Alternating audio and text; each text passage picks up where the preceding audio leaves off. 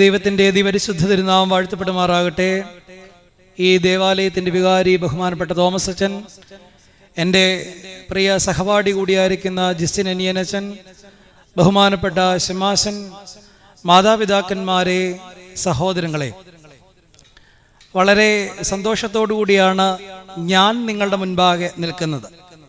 എന്നാൽ നിങ്ങൾക്കത്രയും സന്തോഷമുണ്ടോ എന്ന് എനിക്കൊരു സംശയം വന്നപ്പോൾ. നിങ്ങളുടെ വികാരിയച്ഛൻ എന്നെ പരിചയപ്പെടുത്തി പറഞ്ഞു, മലങ്കര സഭയിലെ പ്രശസ്തൻ. നിങ്ങൾക്ക് ആർക്കെങ്കിലും എന്നെ അറിയാവോ? ഇല്ല. ആ ഒരു പരിഭ്രമം നിങ്ങളുടെ മുഖത്ത് വളരെ കൃത്യമായിട്ട് വന്നപ്പോൾ മുതൽ എനിക്ക് മനസ്സിലാകും. പണ്ടൊരിക്കൽ ഒരു പള്ളിയിൽ ഒരച്ഛനെ പ്രസംഗത്തിന് വിളിച്ചു. അച്ഛൻ വെച്ചലക്കി. സമയം കഴിഞ്ഞിട്ടും പ്രസംഗം നിർത്തുന്നില്ല. മനുഷ്യരൊക്കെ അസ്വസ്ഥരായി. ഏറ്റവും പുറകിലിരുന്നൊരു മനുഷ്യൻ നടുഭാഗത്തൂടെ മുന്നോട്ട് നടന്നു വന്ന് അങ്ങോട്ടും ഇങ്ങോട്ടും നോക്കിയാ നടന്നു വരുന്നത്. നടത്തത്തിനിടയിൽ അദ്ദേഹത്തിന്റെ പോക്കറ്റിൽ നിന്ന് ഒരു തോക്കെടുത്തു. ഇത് കണ്ടപ്പോൾ പ്രസംഗകന് ഒരു അങ്കലാപ്പ്. അദ്ദേഹം വളരെ ധൃതിപ്പെട്ട് പ്രസംഗം അവസാനിപ്പിക്കാനായിട്ട് ഒരുങ്ങി. അപ്പൊ ആ തോക്ക് പിടിച്ച മനുഷ്യൻ പറഞ്ഞു, അച്ഛൻ പ്രസംഗിച്ചോ? അച്ഛനെയല്ല, അച്ഛനെ ഇങ്ങോട്ട് വിളിച്ചവനെ വെടിവെച്ച് കൊല്ലാനാണ് ഞാൻ. ഉണ്ട്, എന്നെ നിങ്ങൾക്ക് ഇഷ്ടപ്പെട്ടില്ല എങ്കിൽ ശുഭകരമായ ഒരു കൺവെൻഷൻ കൊറോണയൊക്കെ കഴിഞ്ഞിട്ട് തുടങ്ങുക. ഇതിന് എവിടുന്ന് പിടിച്ചോണ്ട് വന്നാ? നിങ്ങൾക്ക് എന്നെ ഇഷ്ടപ്പെട്ടില്ല എങ്കിൽ നിങ്ങളുടെ തോക്കെടുത്ത് നിങ്ങളുടെ കൊച്ചച്ഛനെ നിങ്ങൾ വെടിവെച്ചോണം, എന്നെ ജീവനോടെ വിടുകയും ചെയ്യണം. വളരെ പ്രൗഢമായ പാരമ്പര്യമുള്ള ഒരു ദേവാലയവും ഒരു ദേശവും വീണ്ടും ഒരു പെരുന്നാളിലേക്ക് സമീപിച്ചിരിക്കുമ്പം കാലങ്ങളായി നടന്നു വരുന്ന വചനപ്രഘോഷണത്തിന്റെ വേദി വീണ്ടും ഒരുങ്ങുമ്പം പഴയ അത്ര ഊർജവും ആവേശമോ ഒന്നും നമ്മളില്ല എങ്കിലും തിരി അണയാതിരിക്കത്തക്കവണ്ണം കുറച്ചാളുകൾ ഇവിടെ സമ്മേളിച്ചിരിക്കുക.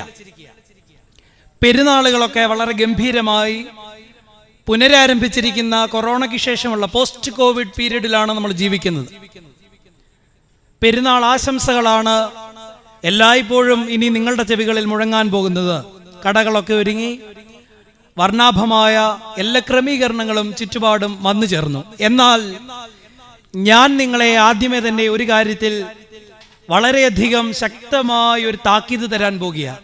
എന്തിനാണ് ഒരിടവക പെരുന്നാൾ ആഘോഷിക്കുന്നത്? ഒരു വിശുദ്ധന്റെ മധ്യസ്ഥത അല്ലെങ്കിൽ ദൈവമാതാവിന്റെ മധ്യസ്ഥതയിൽ സ്ഥാപിതമായിരിക്കുന്ന ഒരു ദേവാലയം, ആ വിശുദ്ധന്റെ നാമകരണത്തിൽ എല്ലാ വർഷവും വളരെയധികം പണം മുടക്കി ബാഹ്യമായ എല്ലാ ക്രമീകരണങ്ങളെയും പ്രൗഢിയോടുകൂടി എല്ലാ വർഷവും പെരുന്നാൾ തനിയാവർത്തനത്തോടുകൂടി വീണ്ടും വീണ്ടും ആവർത്തിച്ചു കൊണ്ടിരിക്കുക. എന്നാൽ പെരുന്നാൾ എന്തിനാ?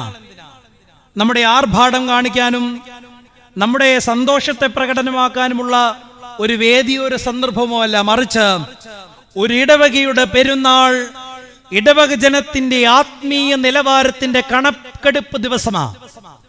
ഞാൻ ഈ ദേവാലയത്തിലെ എൻ്റെ പള്ളി ജീവിതം കൊണ്ട് ഇന്ന് എൻ്റെ സമൂഹത്തിൽ, എൻ്റെ കുടുംബത്തിൽ, എൻ്റെ രാഷ്ട്രത്തിൽ ഞാൻ എവിടെ നിൽക്കുന്നു, എൻ്റെ ജീവിത നിലവാരം എന്താ എന്ന് പുനഃപരിശോധിക്കുന്ന കണക്കെടുപ്പിന്റെ ദിവസമാണ് പെരുന്നാളിന്റെ ദിവസം. ഈ കണക്കെടുപ്പെടുത്തിട്ട് അതിൽ വിജയിച്ചവർക്ക് മാത്രം നടത്താൻ പറ്റുന്ന ഒരു കാര്യമാണ് പ്രദക്ഷിണം. നമ്മൾ കവലവരിയൊക്കെ കൊടിയും വടിയും മുടിയും ഒക്കെ എടുത്തു പോകാറുണ്ട്. എന്താ പ്രയോജനം? കുറെ വണ്ടി മുടക്കി നാട്ടുകാരെ മെനക്കെടുത്തി നമ്മുടെ മിടുക്കൊക്കെ കാണിച്ചിട്ട് തിരിച്ചു പോരാനുള്ളതല്ല, മറിച്ച് പള്ളിക്കുള്ളിൽ എന്താണ് നടക്കുന്നത് എന്ന് പള്ളിക്ക് വെളിയിലുള്ള നമ്മുടെ ജീവിതം കൊണ്ട് പ്രഘോഷിക്കാനുള്ള യാത്രയുടെ പേരാണ് പ്രദക്ഷിണം.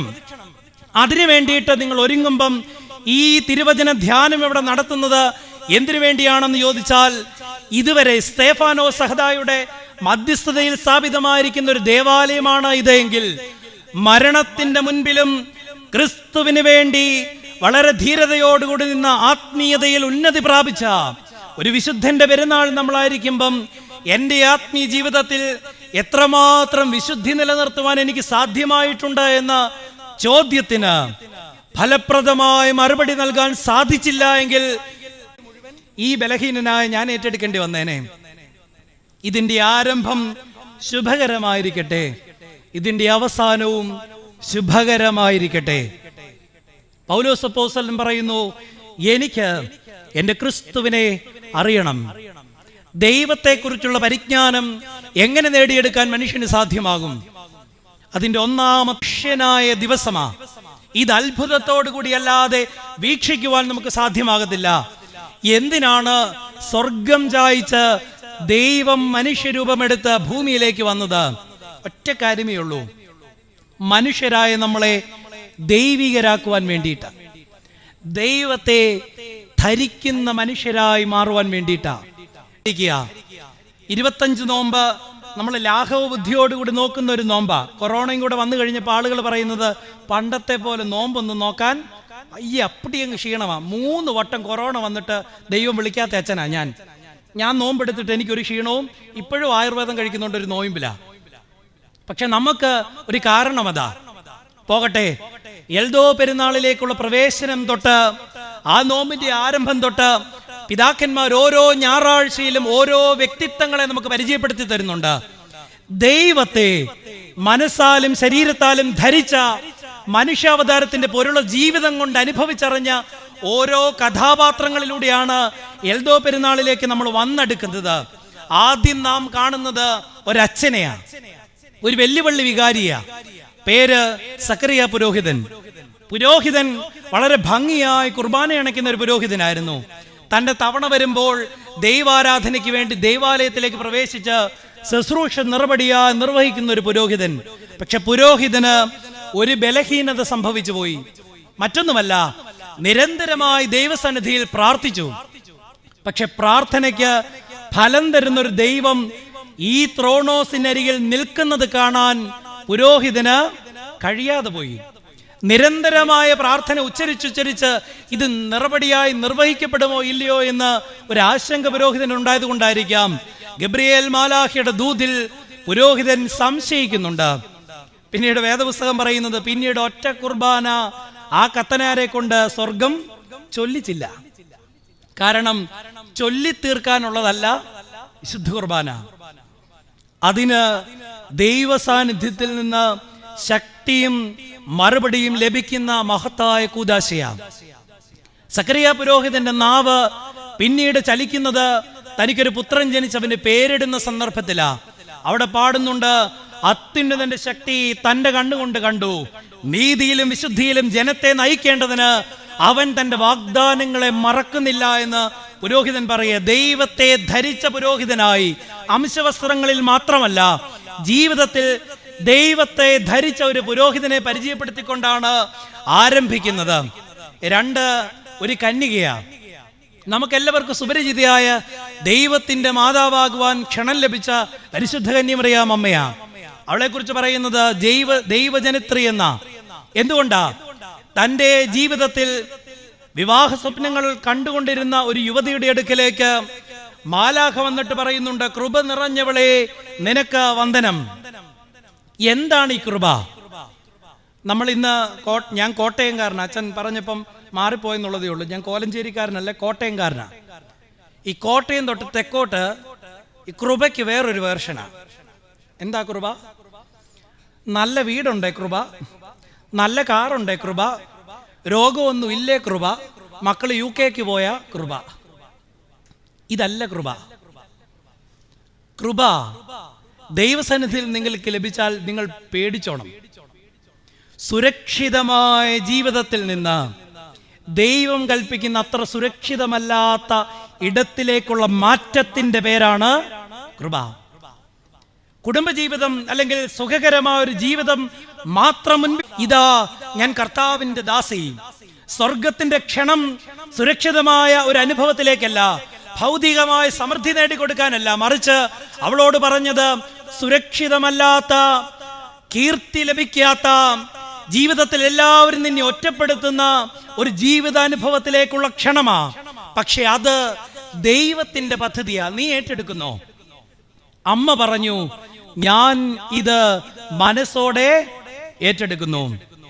പക്ഷെ നമുക്കിപ്പോഴും ഇത് മനസ്സിലായിട്ടില്ല. 15 നോമ്പെടുക്കാതെ 8 നോമ്പെടുക്കുന്ന ഒത്തിരി പേരുണ്ട്. 365 ദിവസം നിങ്ങൾ നോമ്പെടുത്താലും കുഴപ്പമൊന്നുമില്ല. പക്ഷെ 15 നോമ്പെടുക്കാതെ 8 നോമ്പെടുത്താൽ ഒരു ചെറിയ പെശക്. എന്തിനാ 8 നോമ്പെടുക്കുന്നേ? കാരണം ഒന്നും നേടാത്ത ഈ അമ്മയെ കൊണ്ട് നമുക്ക് ചിലത് അതിനൊന്നാമത് നിൽക്കുന്ന ഈ തലേ തുണിയിട്ടിരിക്കുന്ന ഈ കള്ളികളാണ്. നമ്മുടെ പൂവൻ കോഴി മുട്ടയിടണം, പശുവിന് കറവ പറ്റരുത്. ഇപ്പം അതൊക്കെ ഔട്ട്ഡേറ്റഡ് ആയി. ഇപ്പം എല്ലാവരുടെയും പ്രാർത്ഥന എൻ്റെ മക്കളെ UK കെട്ടിയെടുക്കണം എന്നുള്ള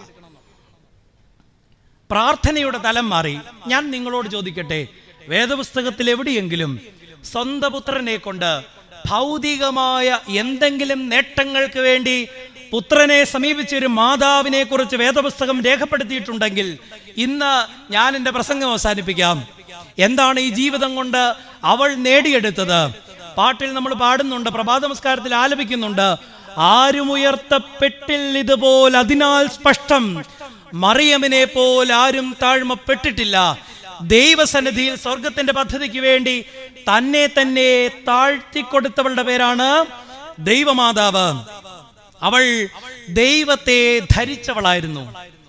ദൈവത്തെ ധരിക്കുന്ന മനുഷ്യർക്ക് ജീവിതത്തിൽ അനേകം കഷ്ടനഷ്ടങ്ങൾ ഉണ്ടാകും. ആ കഷ്ടനഷ്ടങ്ങളിൽ പരാതിപ്പെടാതെ ഒറ്റ കാര്യം മാത്രം ഓർത്താൽ മതി, അത്യുന്നതന്റെ ശക്തി എൻ്റെ മേൽ നിഴലിടുന്നത് കാണാൻ, അതിനെന്നെ സഹായിക്കുന്ന ഒരു ദൂതൻ എൻ്റെ അരികെ നിൽക്കുന്നത് കാണാൻ എന്നെ സഹായിക്കണമെന്ന് പ്രാർത്ഥിച്ചാൽ മതി. അടുത്തത് നാം പരിചയപ്പെടുന്നത് ജോസഫിനെയാ. ജോസഫിനെ കുറിച്ച് വേദപുസ്തകം പറയുന്നത് നീതിമാനായ ജോസഫ്. എനിക്ക് വേദപുസ്തകത്തിലേക്കും എനിക്ക് ഏറ്റവും ഇഷ്ടമുള്ളൊരു കഥാപാത്രമാണ്. എന്നാൽ നമുക്കധികം ജോസഫിനോടുള്ള മധ്യസ്ഥതയിൽ വിശ്വാസം ഇന്നും വന്നിട്ടില്ല. കാരണം അധികം വൈറലാകാത്ത ഒരാളായിരുന്നു ജോസഫ്. ഇപ്പം എല്ലാം വൈറലല്ല, ഇവിടെ ലൈവാ. ജസ്റ്റിനച്ഛൻ ഇത് പറഞ്ഞില്ല, ഇല്ലെങ്കിൽ കാരണം എനിക്കിപ്പോൾ ലൈവ് പേടിയാ. പറയുന്നത് മുഴുവൻ കേൾപ്പിക്കത്തില്ല, അറ്റോ മുറി എടുത്തിട്ട് നാളെ തൊട്ട് വിഷയമായിരിക്കും. എല്ലാം ലൈവാ. പട്ടംകൊട ലൈവ്, കല്യാണം ലൈവ്, ബ്രേക്ക്ഫാസ്റ്റ് ലൈവ്. പക്ഷെ വെളിപാട് പുസ്തകം പറയുന്നുണ്ട്, ജീവനുള്ളവനെന്ന് നിനക്ക് പേരുണ്ട്, എങ്കിലും നീ ചത്തവനാകും. ഇത് തന്നെയാ സന്ദർഭം. എന്നാൽ അന്ന് ലൈവ് ഇല്ലാത്തത് കൊണ്ടും പബ്ലിസിറ്റിക്ക് വേറെ PRO വർക്ക് നടത്താൻ വേറെ ആളില്ലാഞ്ഞത് കൊണ്ടും ജോസഫ് അത്ര പ്രശസ്തനായി നിലനിന്നില്ല. ജോസഫിനെ കുറിച്ച് വേദപുസ്തകം രേഖപ്പെടുത്തുന്ന അവന് കൊടുത്തിരിക്കുന്ന ഒരു വിശേഷണം റൈച്ചസ് മാൻ, നീതിമാനായ മനുഷ്യൻ. എന്തുകൊണ്ട് അവനെ നീതിമാൻ എന്ന് വിളിച്ചത്? വേദപുസ്തകത്തിൽ അധികം രംഗങ്ങളിലൊന്നും ജോസഫ് പ്രത്യക്ഷപ്പെടുന്നില്ല. ജോസഫിന്റെ ചരിത്രം അവസാനിക്കുന്നത് എവിടെയാ? 12-ാമത്തെ വയസ്സിൽ യേശു കുഞ്ഞിനെ കാണാതെ പോകുമ്പോൾ തിരക്കി ദേവാലയത്തിലേക്ക് ചെന്ന്, ഇന്ന് നമ്മുടെ കുഞ്ഞുങ്ങൾ കാണാതെ പോയ ഒരിക്കലും നിങ്ങൾ പള്ളിയിലോട്ട് പോയി നോക്കണ്ട. പക്ഷെ അന്ന് അവര് പോയത് പള്ളിയിലോട്ടാണ്. പള്ളിയിൽ പോയി അന്വേഷിച്ചപ്പം അവസാന ഭാഗമായി അമ്മ പറയുന്നതായിട്ട് നമ്മൾ കരുതിയത് ഇതാണ്: നിന്റെ അപ്പനും ഞാനും എത്രമേൽ വിഷമിച്ചു നിന്നെ കാണാതെ. ഇത് കഴിഞ്ഞിട്ട് ഒരു വരി പോലും ജോസഫിനെ കുറിച്ച് വേദപുസ്തകം പറയുന്നില്ല. പിന്നെ എവിടെയെങ്കിലും പറയുന്നുണ്ടോ? അപ്പൊ ദനഹായ്ക്ക് നിങ്ങൾ ആരും പങ്കെടുത്തില്ലേ? പറയുന്നുവെന്ന് ഞാൻ പറയും. ഈ അടുത്തിടയിൽ വളരെ ദൈർഘ്യമേറിയ ഒരു ശുശ്രൂഷ ഉണ്ടായിരുന്നു, ദനഹ. ഇപ്പൊ ചിലർ പറയും അതൊക്കെ അച്ഛന്മാർക്കുള്ള, ഞങ്ങൾക്കുള്ള പരിപാടിയല്ല.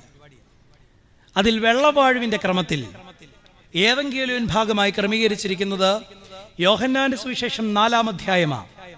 ശമരിയക്കാരത്തി സ്ത്രീയുമായിട്ടുള്ള സംവാദം. നിങ്ങളിൽ പലരും പങ്കെടുത്തവർ ചിന്തിച്ചു കാണും, എന്തിനാ ഇങ്ങനെ നീട്ടിക്കെട്ടി ചൊല്ലുന്നത്?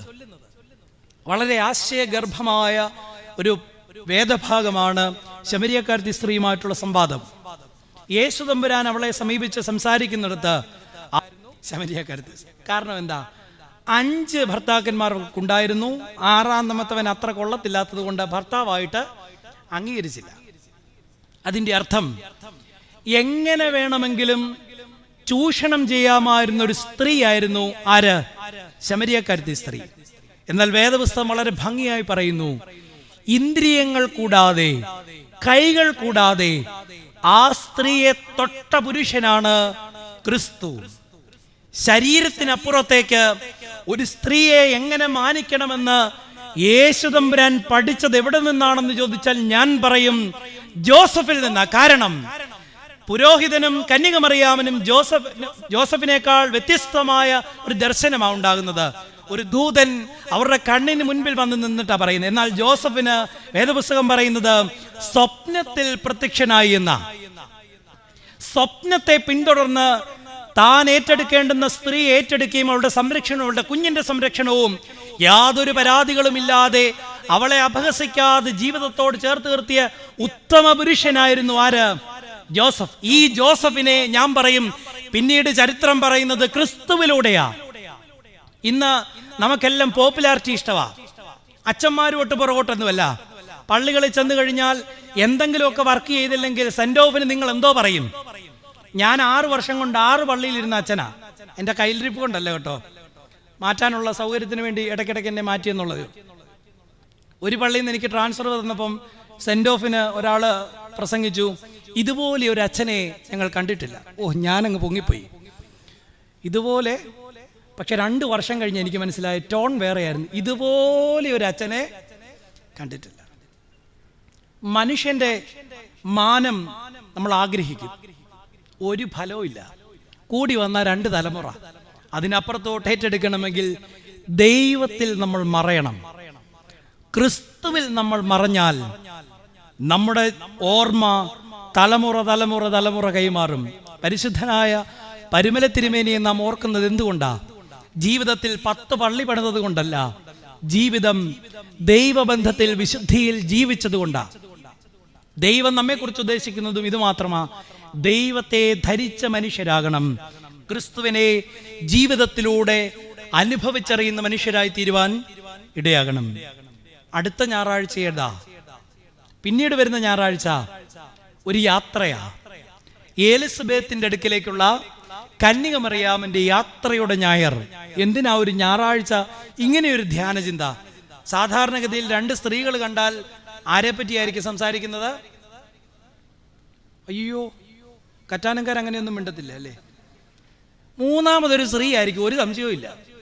ഞങ്ങൾ അച്ഛന്മാർ തമ്മിൽ കൂടിയാലോ? 3ാമതൊരു, നിങ്ങളും വലിയ മിടുക്കരൊന്നും കാണാം, 3ാമതൊരു ആളെ പറ്റിയായിരിക്കും. അതാ ലോക നിയമമാണ്.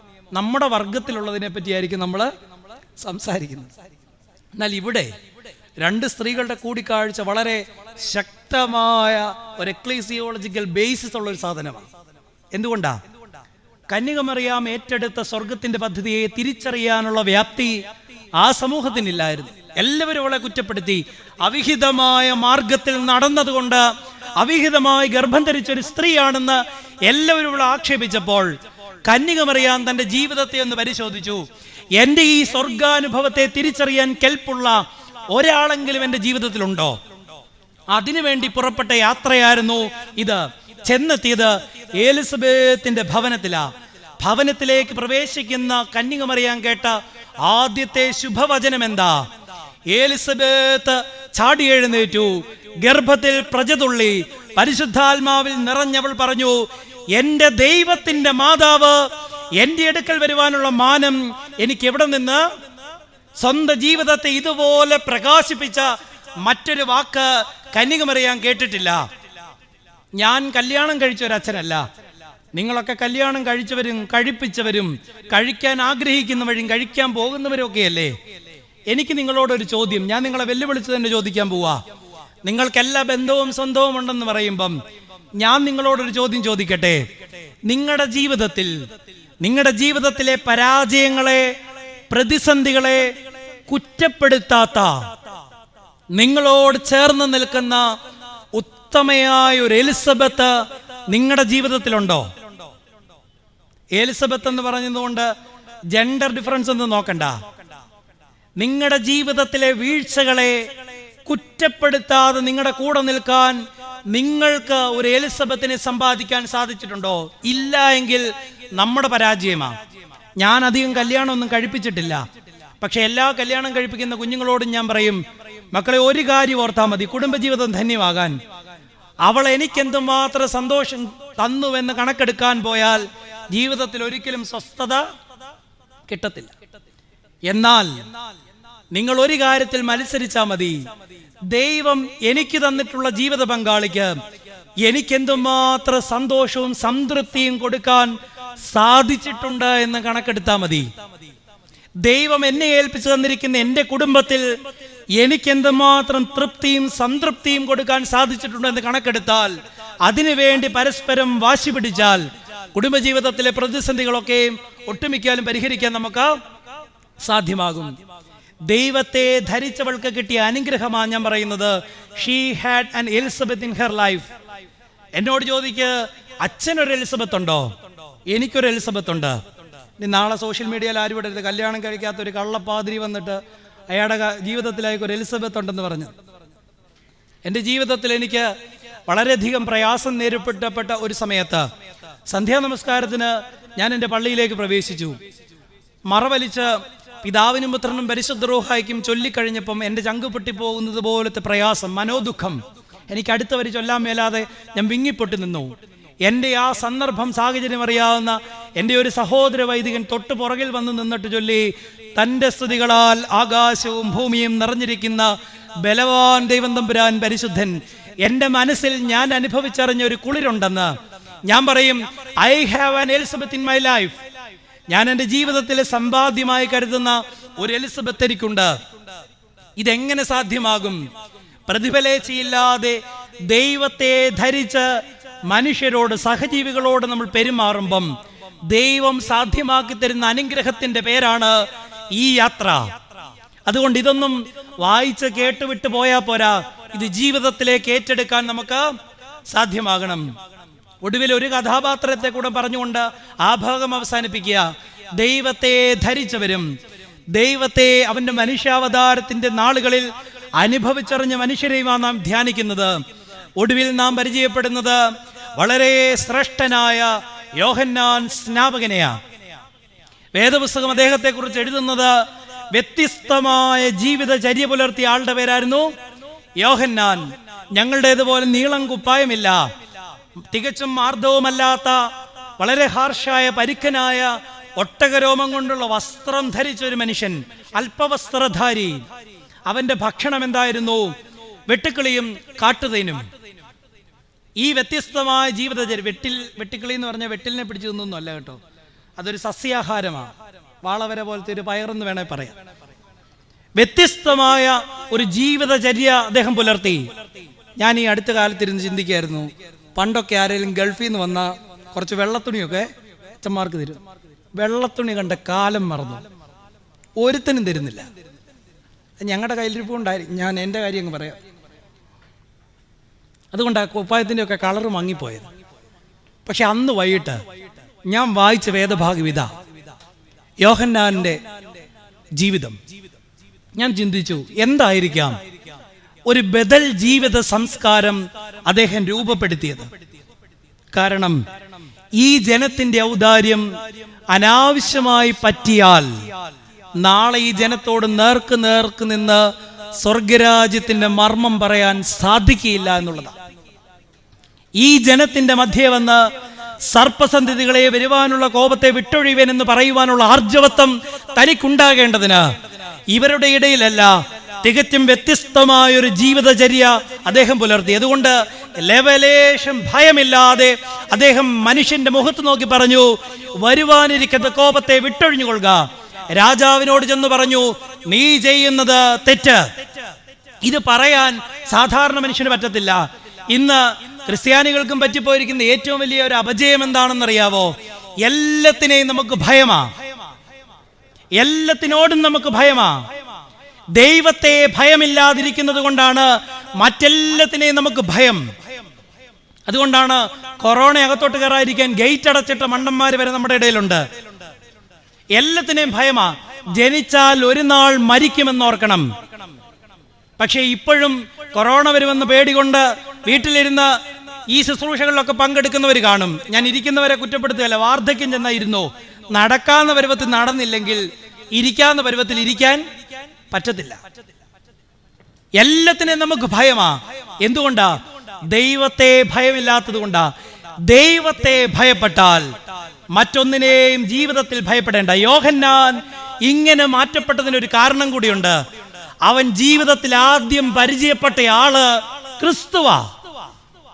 ഞാൻ മുന്നമേ പറഞ്ഞില്ലേ, ഗർഭത്തിൽ ഉരുവായിരുന്നപ്പോഴേ അവൻ അവന്റെ അമ്മയുടെ ഗർഭപാത്രത്തിൽ കിടന്ന് തുള്ളി. ആരെ കണ്ടതുകൊണ്ട്? ക്രിസ്തുവിനെ കണ്ടതുകൊണ്ട്. ഞാനൊരു എഞ്ചിനീയറിംഗ് കോളേജിലാണ് പ്രവർത്തിക്കുന്നത്. നിങ്ങളുടെ ഇടവകയിലെ ഒരു കുഞ്ഞും എൻ്റെ അവിടെ പഠിക്കുന്നുണ്ട്. അവൻ്റെ കൂടെയാണ് ഞാൻ ഇന്ന് വന്നത്. അവൻ വലിയ കുഴപ്പക്കാരനൊന്നുമല്ല, അതുകൊണ്ട് കറ്റാനങ്കാരും കുഴപ്പക്കാരല്ലെന്ന് ഞാൻ അങ്ങ് വിശ്വസിക്കുക. ഇന്ന് കുഞ്ഞുങ്ങളെ നമുക്ക് നേടിയെടുക്കാൻ, നമ്മുടെ കൈപ്പിടിയിൽ ഒതുക്കാൻ വലിയ പ്രയാസമാണ്. ഞാൻ എൻ്റെ കുഞ്ഞുങ്ങളെ പരിചയപ്പെടാൻ ഹോസ്റ്റലിൽ ചെന്നപ്പം 1-2 കുഞ്ഞുങ്ങൾ എൻ്റെ മുഖത്ത് നോക്കി പറഞ്ഞു, ഞാൻ ചോദിച്ചു പള്ളിയിലൊക്കെ പോവോ? അവർ പറഞ്ഞു ഞങ്ങൾക്ക് ദൈവവിശ്വാസം ഇല്ല. ആദ്യം എനിക്കൊരു ഞെട്ടലുണ്ടായി. ഇന്നേ വരെ ഞാൻ അവരെ നിർബന്ധിച്ചിട്ടില്ല, ഫൈൻ അടച്ചിട്ടില്ല, അവരുടെ കൈക്ക് കയറി പിടിച്ചിട്ടില്ല. ഞാൻ ഇന്നും അവർക്ക് വേണ്ടി പ്രാർത്ഥിച്ചുകൊണ്ടിരിക്കുക. എന്തുകൊണ്ടാണ് ഈ കുഞ്ഞുങ്ങൾ ഇങ്ങനെ പറയുന്നത്? കാരണക്കാരാരാ? ആരാ? എനിക്ക് പിള്ളേരില്ല, നിങ്ങളാ. ദൈവത്തെക്കുറിച്ചുള്ള ബോധ്യത്തിൽ നമുക്ക് വന്ന പരാജയങ്ങളാണ് ഇന്നത്തെ തലമുറ പള്ളി കയറാതെ പോകുന്നത്. അവൻ ചിന്തിക്കും, എൻ്റെ അപ്പൻ കാലാകാലങ്ങളായി കമ്മിറ്റി അംഗമാ, പള്ളിക്ക് കൊടുക്കേണ്ടതെല്ലാം കൊടുക്കും, എല്ലാ ഞായറാഴ്ചയും അപ്പം പള്ളിയിൽ പോകും. പക്ഷെ അപ്പന്റെ മദ്യപാനത്തിനോ അപ്പന്റെ ദുസ്വഭാവത്തിനോ അപ്പന്റെ ദാർഷ്ട്യത്തിനോ യാതൊരു മാറ്റവും ഉണ്ടായിട്ടില്ല. പിന്നെ ഈ പള്ളി ജീവിതം കൊണ്ട് അപ്പൻ ഒന്നും നേടിയെടുത്തിട്ടില്ല എങ്കിൽ ഞാൻ ആ പള്ളിയിലോട്ട് പിന്നെ എന്തിനാ പോകുന്നത്? എൻ്റെ അമ്മ തലേ തുണിയിട്ട് പോകുന്നത് കണ്ട കന്യകമറിയാൻ മാറി നിൽക്കും. പക്ഷെ അമ്മയുടെ കുഞ്ഞുമായ്മയ്ക്കും കുശുമ്പിനും യാതൊരു കുറവും വന്നിട്ടില്ല. പിന്നെ ഞാൻ എന്തിനാ പള്ളി പോകുന്നത്? ചിരിക്കണ്ട, ഇതാ വാസ്തവം. നമ്മുടെ ജീവിതത്തിൽ കണ്ട കൂദാശകളെ ഏറ്റെടുക്കാൻ കഴിയാത്തടത്തോളം കാലം നമ്മുടെ പള്ളി ജീവിതങ്ങൾ വെറുതെ ആർഭാടങ്ങളായി മാത്രം മാറിപ്പോകുന്നു. ഇതാണ് തലമുറ നഷ്ടപ്പെട്ടു പോകും. അല്ലാതെ നിങ്ങൾ പറയും അച്ഛന്മാർ ശരിയല്ലാത്തത് കൊണ്ടാ, ഞങ്ങൾ ഏറ്റെടുക്കാം, ബാക്കിയോ? അതുകൊണ്ട് ഞാൻ നിങ്ങൾക്കൊരു ടിപ്പ് പറഞ്ഞു തരാം. എൻ്റെ ഒരു പ്രസംഗവും കേട്ടില്ലെങ്കിലും നാളെ എന്നേക്കാൾ ശക്തരായ മനുഷ്യരെ പ്രസംഗിക്കാൻ പോകുന്നു. അപ്പം നിങ്ങൾ എന്നെ മറക്കും, സ്വാഭാവികം. എന്നാൽ ഈ വാചകം മറക്കരുത്. നിങ്ങളുടെ മക്കളെ ദൈവസന്നിധി കുമ്പിടാൻ പഠിപ്പിച്ച നിങ്ങളുടെ മക്കളുടെ മുമ്പാകെ നിങ്ങൾക്ക് കുമ്പിടേണ്ടതായിട്ട് വരത്തില്ല. ഓർത്തു വെച്ചോണം. നിങ്ങളുടെ മക്കളെ ദൈവസന്നിധി കുമ്പിടാൻ പഠിപ്പിച്ചാൽ നിങ്ങളുടെ മക്കളുടെ മുമ്പാകെ നിങ്ങൾക്ക് കുമ്പിടേണ്ടതായിട്ട് വരത്തില്ല. ദൈവസന്നിധി കുമ്പിടാൻ പഠിപ്പിച്ചതുകൊണ്ട് മനുഷ്യന്റെ മുൻപാകെ ഓച്ചാനിച്ചു നിൽക്കേണ്ട ഒരവസ്ഥ യോഹന്നാൻ ഉണ്ടായിട്ടില്ല. അവൻ ജനനത്തിന് മുൻപേ പരിചയപ്പെട്ടത് ക്രിസ്തുവിനെയാ. നമ്മുടെ കുഞ്ഞുങ്ങൾക്ക് പരിചയമില്ലാതെ പോകുന്നതും ഈ ക്രിസ്തുവിനെയാ. അതുകൊണ്ട് അവിടെ ഒരു തിരുത്ത് നമുക്കുണ്ടാകണം. കൂദാശകൾ കണ്ടുപോകാനുള്ളതല്ല, കൊണ്ടുപോകാനുള്ളതാ. നമ്മുടെ ജീവിതത്തിലേക്ക് കൂദാശകൾ ഏറ്റെടുക്കുവാൻ തക്കവണ്ണം നമുക്ക് സാധ്യമാകണം. ഞാൻ പറഞ്ഞു, I want to know Christ. എനിക്ക് ക്രിസ്തുവിനെ അനുഭവിച്ചറിയണം. അതിനുള്ള ഒന്നാമത്തെ വഴിയാണ് ഞാൻ പറഞ്ഞത്, അവന്റെ മനുഷ്യാവതാരത്തിന്റെ പൊരുൾ. എന്താ പൊരുൾ? ദൈവത്തെ ധരിക്കുക. ദൈവത്തെ ധരിക്കുക എന്നുള്ളതാണ് ആ പൊരുൾ. രണ്ടാമത് ഒരു കാര്യം, ദൈവത്തെ അറിയാനുള്ള രണ്ടാമത്തെ മാതൃക അവന്റെ മരണത്തെയും പുനരുദ്ധാനത്തെയും അറിയുക. അപ്പോസ്തലൻ വളരെ കൃത്യമായിട്ട് പറയുന്നുണ്ട്, അവന്റെ കഷ്ടാനുഭവത്തോട് അനുരൂപപ്പെട്ടിട്ട് അവന്റെ പുനരുദ്ധാനത്തിന്റെ ശക്തിയെയും അനുഭവിച്ച് അറിയണം. ഇന്ന് നമ്മുടെ ആത്മീയത ഒരുപാട് മൂല്യച്യുതിയിൽ വന്നു നിൽക്കുകയാണ്. എന്തുകൊണ്ടാ? ദൈവത്തെ നാം പരിചയപ്പെടുന്നത് ഒരു അത്ഭുതകാരകൻ ആയിട്ട് മാത്രമാണ്. നമ്മുടെ കാര്യങ്ങളെയൊക്കെയും ചോദിക്കുന്നതൊക്കെയും സാധ്യമാക്കി തരുന്ന ആളുടെ പേരാണ് യേശു. ഞാനൊരാളോട് ഒരു പ്രാർത്ഥനാ കൂട്ടായ്മയിൽ പോകുന്ന അനുഭവം ചോദിച്ചപ്പോൾ എന്നോട് പറഞ്ഞു, കോട്ടയംകാരൻ നിങ്ങളല്ല കേട്ടോ, എന്നോട് പറഞ്ഞു, അച്ഛാ അവിടെ പോയി പ്രാർത്ഥിച്ച അവിടുത്തെ ആ സാറ് തലേ കൈവച്ചാൽ ബോധം കെട്ട് വീഴും. എനിക്കിന്നും മനസ്സിലായിട്ടില്ല ധ്യാനം എന്തിനാ, ബോധം കെടാനാണോ ബോധം വരാനാണോ? പക്ഷെ നമ്മുടെ ആളുകൾക്ക് ഇഷ്ടം ഏതാ? ഞങ്ങൾ ഈ കറുത്തകുപ്പായം 10 ദിവസം അലക്കാതിരുന്ന ഏത് കൊടി കിട്ടിയവനെയും ബോധം കെടുത്താം. എത്രമേൽ അധപ്പതിച്ചു എന്നുള്ളതാണ് ചിന്ത. അതുകൊണ്ടാണ് ഞാൻ പറഞ്ഞത്, ദൈവത്തെ അറിയാനുള്ള രണ്ടാമത്തെ മാതൃക അവന്റെ കഷ്ടാനുഭവത്തോട് സഹിത്വം നേടുക എന്നുള്ളത്. ഇങ്ങനെ പ്രസംഗിക്കുന്നതുകൊണ്ട് ഒരു തവണ വിളിച്ചാൽ പിന്നത്തെ പ്രസംഗത്തിന് എന്നെ വിളിക്കാറില്ല. കാരണം നമുക്കെല്ലാം ഇഷ്ടം സമൃദ്ധിയുടെ സുവിശേഷമാണ്. എൻ്റെ ജീവിതത്തിൽ ഞാൻ അനുഭവിച്ചറിഞ്ഞ ഒരു ദൈവമുണ്ട്. എൻ്റെ ദൈവം ഒന്നും സമൃദ്ധി കൊണ്ട് അടുക്കിലേക്ക് വിളിച്ച ഒരാളല്ല.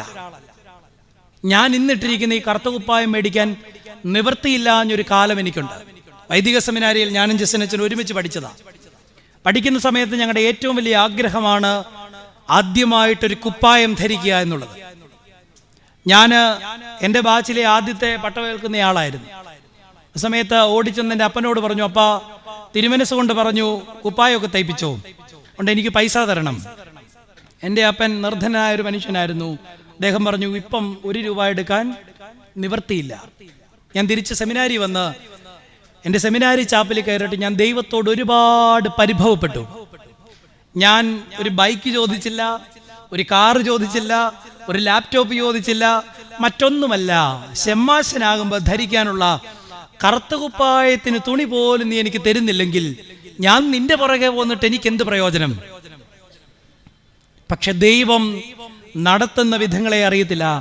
എനിക്ക് വേണ്ടി ഒരു വിധവ കരുതി വെച്ച 3000 രൂപയാണ് എൻ്റെ പൗരോഹിത്യത്തിന്റെ മൂലധനം, എൻ്റെ കറുത്ത കുപ്പായത്തിന്റെ മൂലധനം.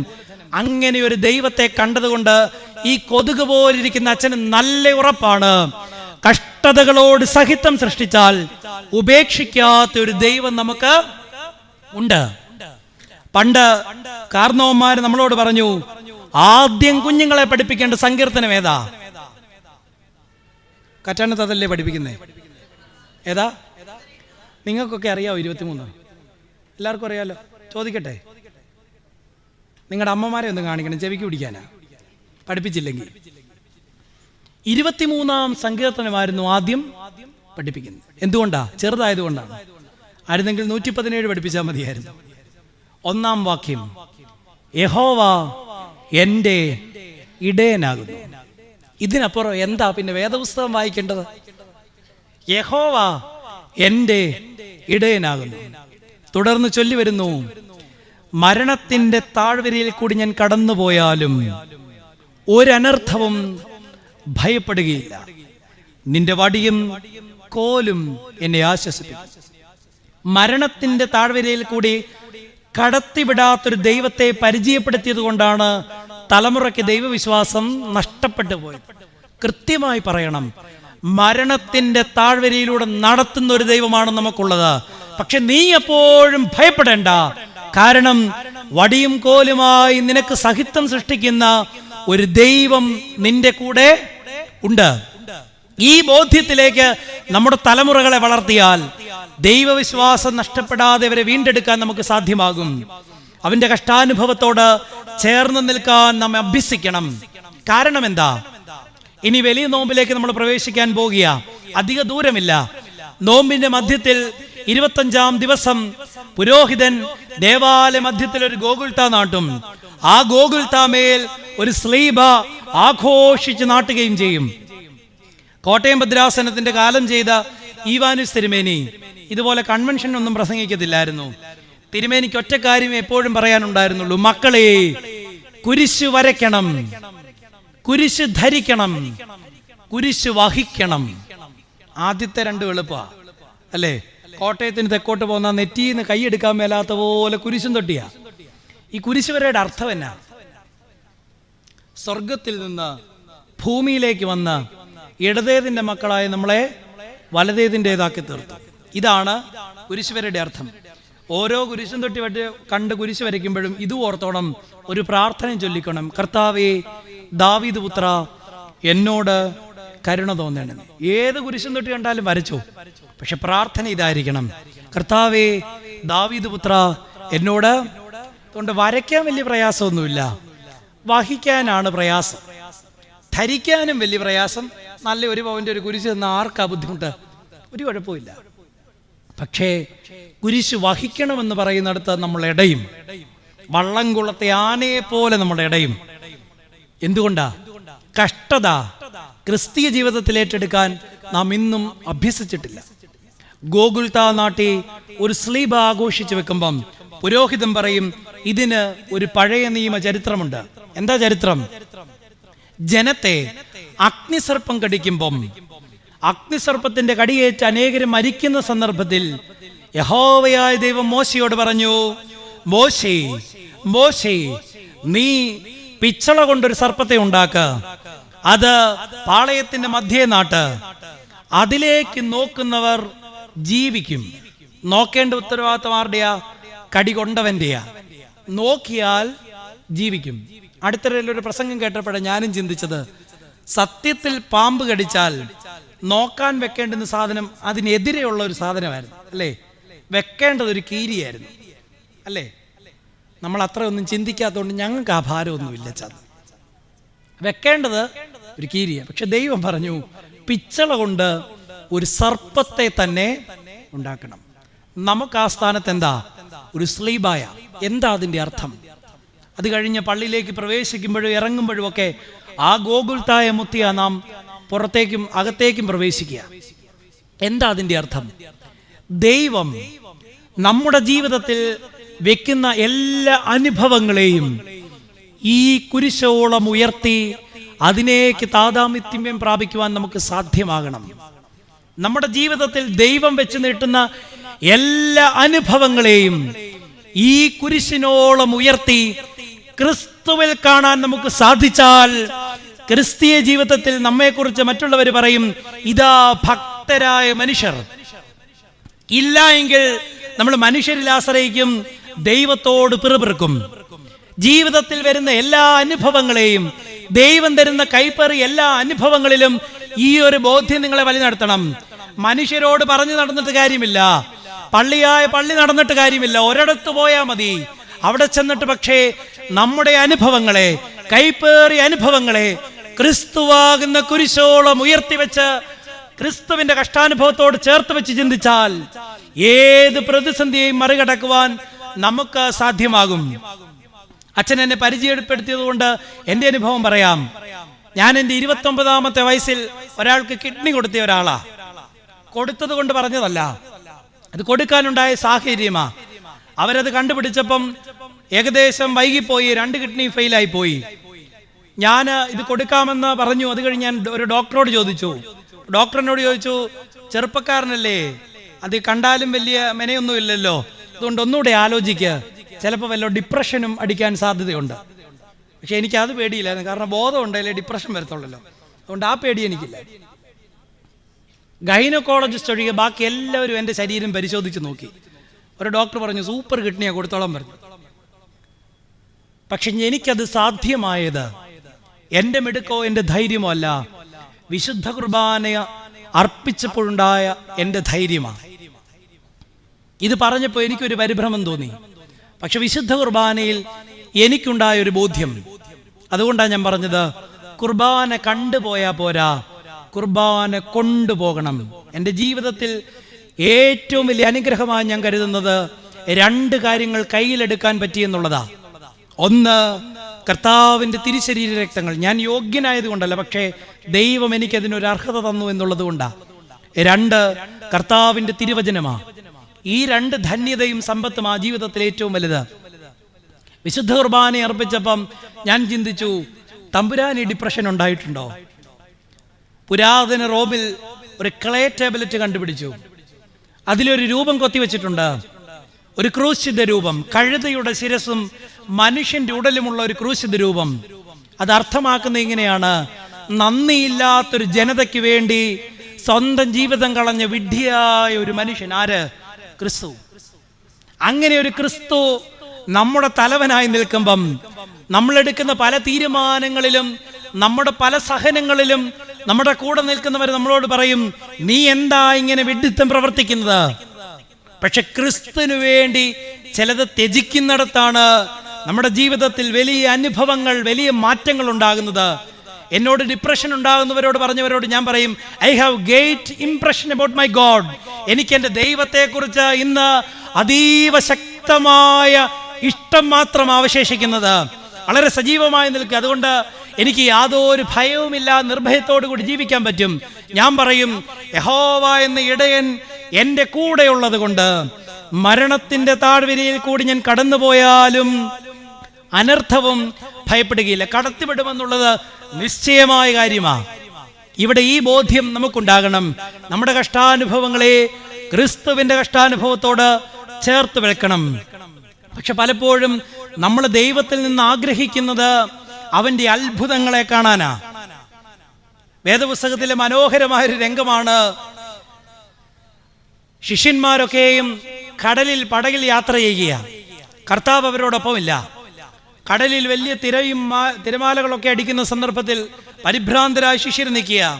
നോക്കിയപ്പം കടലിന് മീതെ ക്രിസ്തു നടന്നു വരുന്നു. ശിഷ്യന്മാര് പടകിൽ കിടന്ന് നിലവിളിച്ചു, ആണ്ട്രാ, ഒരു ഭൂതം നടന്നു വരുന്നു.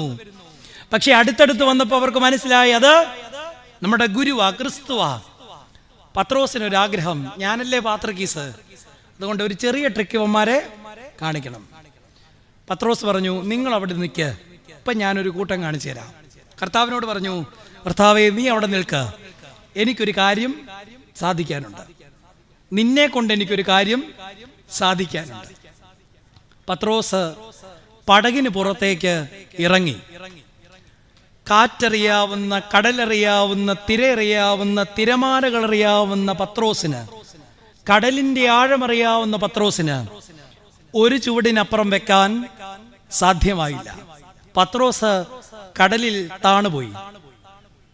കർത്താവ് പത്രോസിന്റെ കൈക്ക് പിടിച്ചു എന്ന് വേദപുസ്തകം പറയുന്നു. മർത്തോമ സഭയുടെ കാലം ചെയ്ത തെയോഫിലോസ് തിരുമേനി ഒരു സെന്റർ സ്ഥാപിച്ചു. അവിടെ ഒരു ശില്പം തിരുമേനി ഉണ്ടാക്കി വെച്ചിട്ടുണ്ട്. ഇതാണ് പത്രോസിന്റെ കൈക്ക് പിടിക്കുന്ന കർത്താവിന്റെ ശില്പം.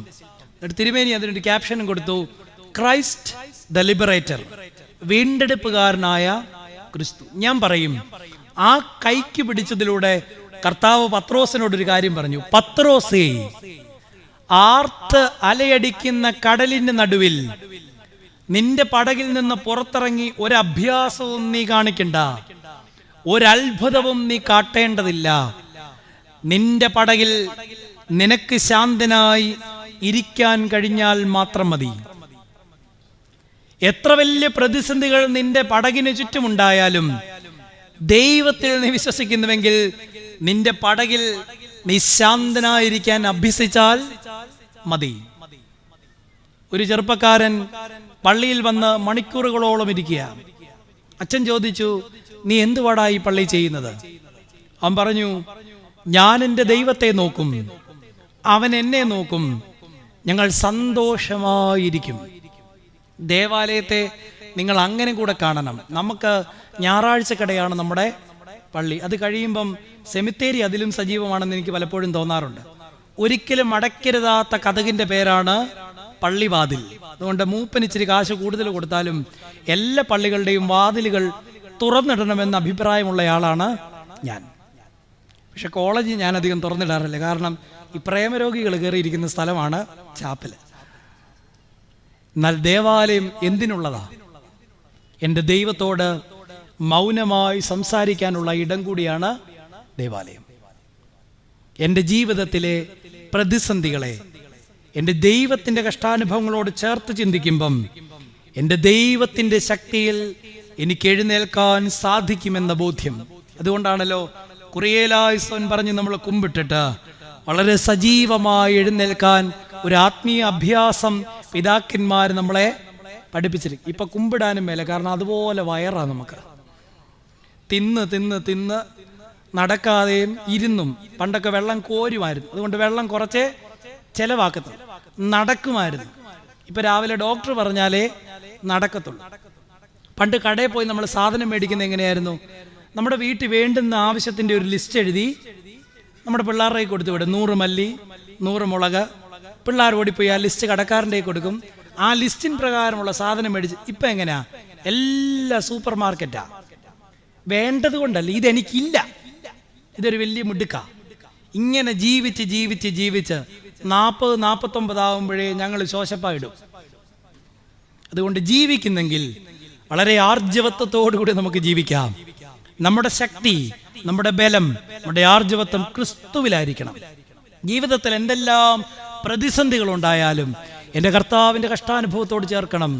അതോട് ചേർത്ത് അപ്പോസ്തലൻ പറഞ്ഞു, എനിക്കവൻ്റെ പുനരുദ്ധാനത്തിൻ്റെ ശക്തിയും അറിയാം. അതും കൂടെ പറഞ്ഞുകൊണ്ട് അച്ഛൻ്റെ അതേ പ്രസംഗം അവസാനിപ്പിക്കാൻ പോവുകയാണ്. എനിക്കവൻ്റെ പുനരുദ്ധാനത്തിൻ്റെ ശക്തിയും അറിയാം. കാരണം എന്താ? നമ്മൾ ദുഃഖവെള്ളിയാഴ്ച വലിയ വിലാപത്തോടു കൂടി അതിന് വെച്ചിരിക്കുന്ന മുദ്ര അതിഭീകരമാ. അവിടെ നിൽക്കുന്ന കാവൽക്കാർ നിഷ്ഠൂരന്മാരാ. പക്ഷെ അവരവരുടെ യാത്ര മുടക്കിയില്ല. നമുക്ക് വേണ്ടി ആര് ആ കല്ല് ഉരുട്ടി നീക്കിത്തരുമെന്ന വ്യാകുലത അവർക്കുണ്ടായിരുന്നു. പക്ഷെ അവരുടെ യാത്ര മുടക്കാതെ മുൻപോട്ട് പോയി. അതുകൊണ്ട് തന്നെ അവരുടെ യാത്രയുടെ അവസാനത്തിൽ അവർ കണ്ടു, തങ്ങൾക്ക് മുൻപായി ഇതാ ഒരു കല്ലുരുട്ടി നീക്കിയ ഒരു ദൂതൻ അവിടെ നിൽക്കുന്നു. നിങ്ങളുടെ ജീവിതത്തിൽ ഒരിടത്തും ഇതാണ് അവസാനം എന്ന് പറഞ്ഞ് നിരാശപ്പെട്ടു പോകേണ്ട. അതുകൊണ്ടാണല്ലോ ഉയർപ്പിന്റെ ശുശ്രൂഷയിൽ പലരും ഉയർപ്പിന് ഇങ്ങനെ ഒരു ശുശ്രൂഷ ഉണ്ടെന്നൊക്കെ അറിഞ്ഞത് കൊറോണ വന്നപ്പോഴാ. എന്നോടൊരപ്പച്ചൻ പറഞ്ഞു, എൻ്റെ പൊന്നച്ചാ, ഞങ്ങൾ ഈ കഴിഞ്ഞ വർഷം ഈസ്റ്റർ മുഴുവൻ കൂടിയെന്ന് പറഞ്ഞു.